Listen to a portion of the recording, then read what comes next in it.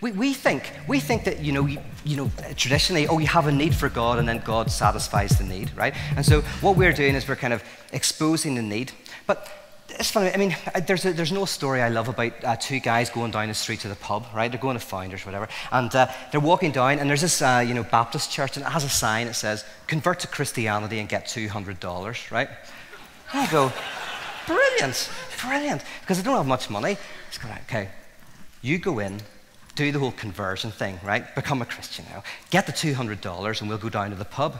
So it's a brilliant idea. So the guy goes in laughing, He's in there for about half an hour, and finally he comes out, $200 in his back pocket, and his mate goes, "Well, did you get the money? Did you get the money?" And his friend just puts his hand on the guy's shoulder and says, "Is money all you non-Christians think about?"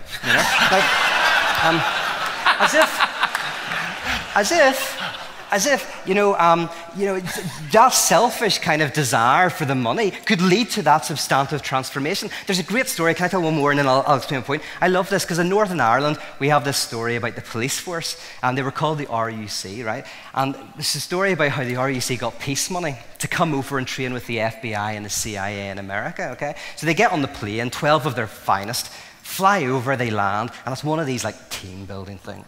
So they get off and they're brought to this forest, and the guy goes, "Okay, you've got to go into the forest and you've got to retrieve a rabbit." Fair enough. So the FBI go first, they fire in, they're in there for about 20 minutes, and then you hear a single gunshot ring through the air, and they come out, rabbit dead, bullet through the center of the head, perfect shot, well done. Yeah.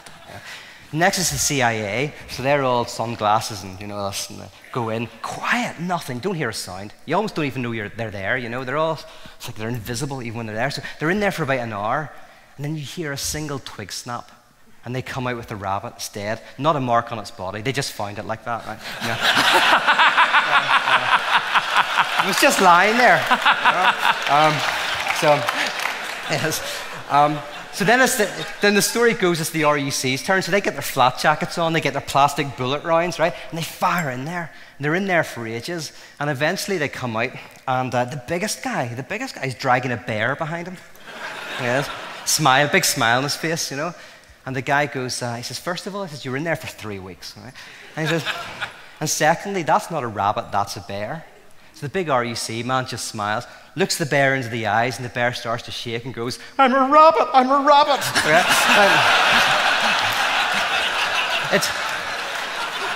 It tells you something about the RUC, right, and their tactics.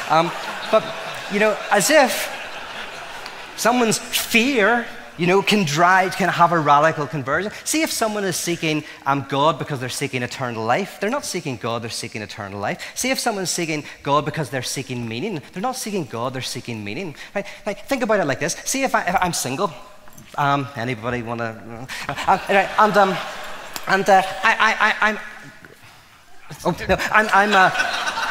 I'm looking for somebody, right? I want anybody, and everybody keeps away from you. That whole thing of, you're desperate, so no, you can't find anybody. Whenever you need, because the person knows you don't need them.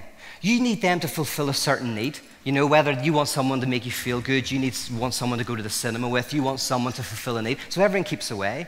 Then, ironically, you get to the point where maybe you go, actually, I don't need to go out with anybody. I'm totally satisfied in who I am. Then ironically, of course, that's the time when you meet someone. Or at least that's the time when you're more likely to meet somebody. At the very point when you do not need them is the point when you're more likely to meet. So this is why I say I do anti-evangelism. If people need God, I always kind of put them off, right? I get them to the point where they don't need God at all, because that's the best place to meet God. Because then, when the person arrives that you love, right? You're in a bar, you don't need anybody, you've taken up your artwork and all of that, and then you meet somebody. And you really fall for them. What is the romantic truth? The romantic truth, of course, is I never needed you until I met you. And now that I met you, I realize that I've always needed you. Right? In other words, the need is retroactively given. So that's why people who've just had a kid are the most annoying people in the world, right? Because they're kind of almost like, I've just had this child. Oh, you're not complete until you've had a child. Oh, I've waited for this. I've been incomplete until my child arrived. Now, the point is, it's true, but it's also false. It's true because the child's birth retroactively creates the need for the child. So you retroactively say, I was incomplete. So in other words, you're complete and you're hanging around, you're doing your thing, and then when the child is born, you go, I never knew I needed you until I met you, and now I realized I've always needed you. And so as I kind of, anti-evangelism, get people to the point where they don't need God, and then provide a space where they can actually engage in